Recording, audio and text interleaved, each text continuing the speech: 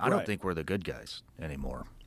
You know, I don't agree with a lot of the shit that I was involved in, you know, as a SEAL or a CIA contractor. I mean, like BRICS. Are you familiar with BRICS? No. British, Brazil, Russia, India, China, South Africa. I think, don't quote me on this, I think they have 22 countries now. It's kind of like a counter to NATO. It's all these countries that are tired of us, tired of the tariffs, tired of the weaponization of the U.S. dollar. And so basically what they're trying to do is throw the U.S. currency off the world stage and pull it and use Chinese yen. Whoa. And, you know, I mean, that would destroy us if all trade if the world reserve currency went to the Chinese yen, that would destroy our economy. Whew. And so, but yet they're gaining a lot of traction on this. And so, yeah, I would love to go to any one of these 22 countries and talk to them and just ask, like, why are you doing this? Right. Why are you doing this? Because that gives nobody's fucking talking about this shit, you know. And I didn't even know about it until just now. Yeah, there's no journalists talking about this. You could look up BRICS on X. There's a page. It's pretty. I don't know if it's like an official one, but they're always posting like updates about it and what's going on. And so I think it would be really important for somebody to go around and start talking to, you know, getting another perspective rather than what, you know, Fox and CNN have to say about it. What changed with you that altered your perspective about us being the good guys? COVID.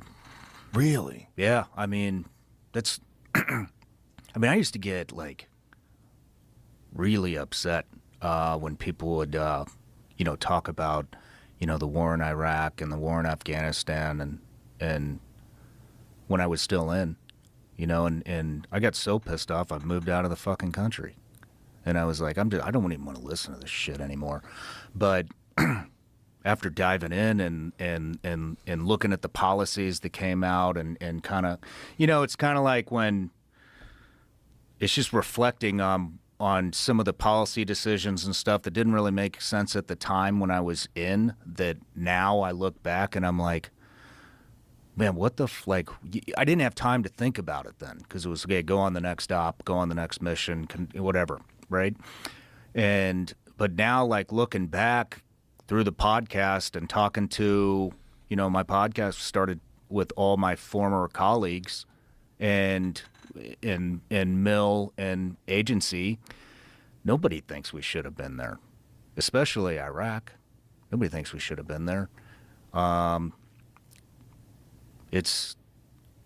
I just keep going down the rabbit hole, and man, I don't diving into the military industrial complex, all the lies that the government has been telling us, all the unreleased classified shit, you know, it's overwhelming, and it's created a 100% complete distrust in government. I mean, the Dick Cheney stuff. I mean, you know about Dick Cheney, Halliburton. Yeah. Have you looked into that at all? Well, he was the CEO of Halliburton, and then Halliburton got no bid contracts to rebuild in Iraq for billions of dollars. I don't think people understand like how crazy that is. How big? I mean, it was the fucking logistics company for two wars. That's everything, Joe. They're delivering your mail, they're building your barracks, they're cooking your food, they're in charge of garbage, they're in charge of fuel, they're everything that's logistical over there is Halliburton, KBR. Wow. In both countries.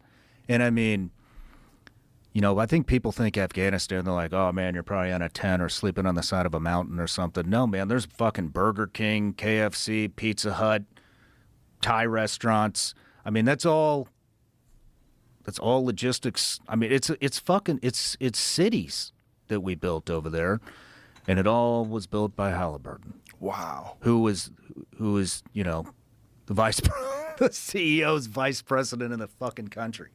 Like, what? Are you serious? And now he supports Kamala Harris. Yeah. Right?